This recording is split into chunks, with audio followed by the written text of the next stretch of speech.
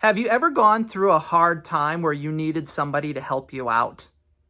I think most of us have at some point or another, where things just seem to be going along swimmingly, and then all of a sudden just an event happens. Maybe it's a sickness that lands us in the hospital to where we can't work. Maybe it is the fact that we lost our job, or bills just get astronomically high. Man, one of the things I notice is just the incredible cost of groceries that we have now. And for some people, they just can't afford those things. And I think for most of us, we've been in those spots before where we needed help. And friends, it's actually a very similar thing that we see that was happening in the church in Jerusalem when we turn to 2 Corinthians chapter 9.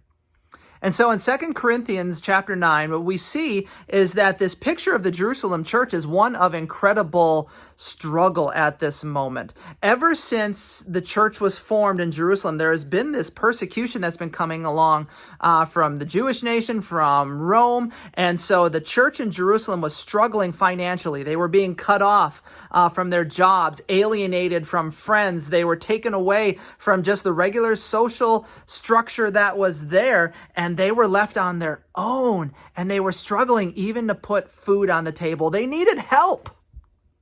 And so where was this help going to come from?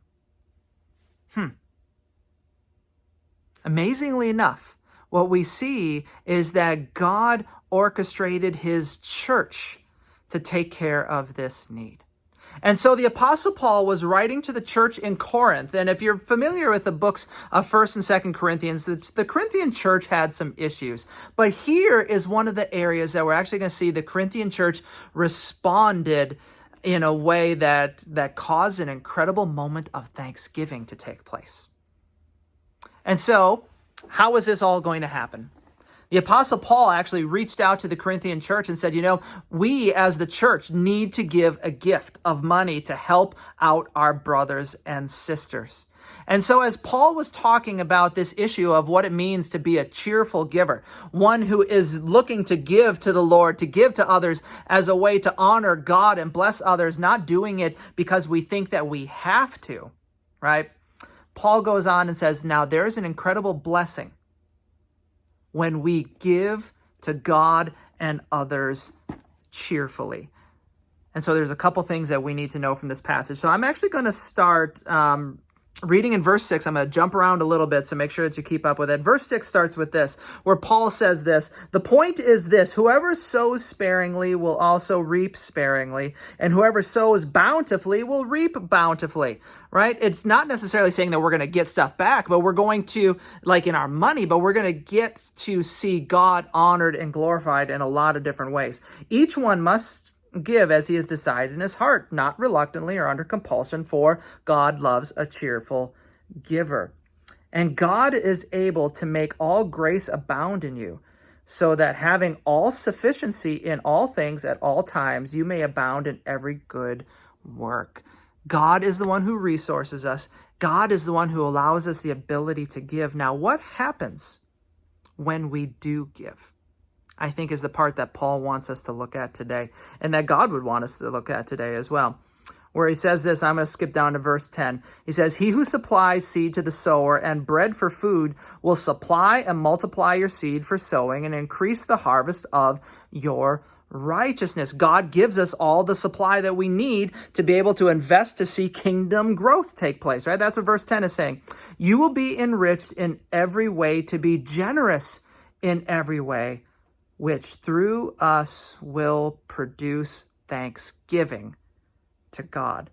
For the ministry of this service is not only supplying the need of the saints, but is also overflowing in many thanksgivings to God.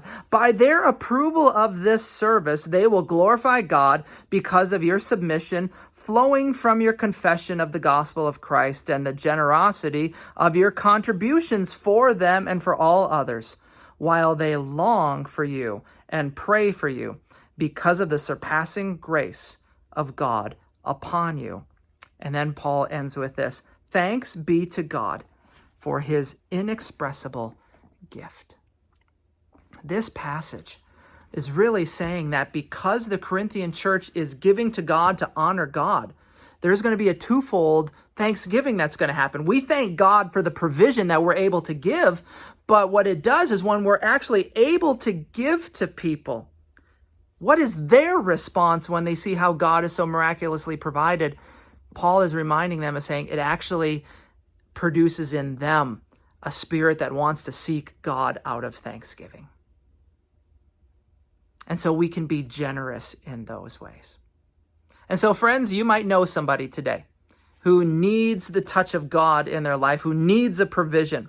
Is God calling you to respond in that way? Because if you do, I can guarantee you this, while you might not get your money back, and you probably won't in all these areas right now, one thing that you will get back is you will see that by investing what God has given us, the kingdom rejoices and glorifies God in those ways. And so, friends, be thankful for the opportunities that we have to be able to give. Be thankful when you receive, because for some of us right now, this is a season where we really need that help.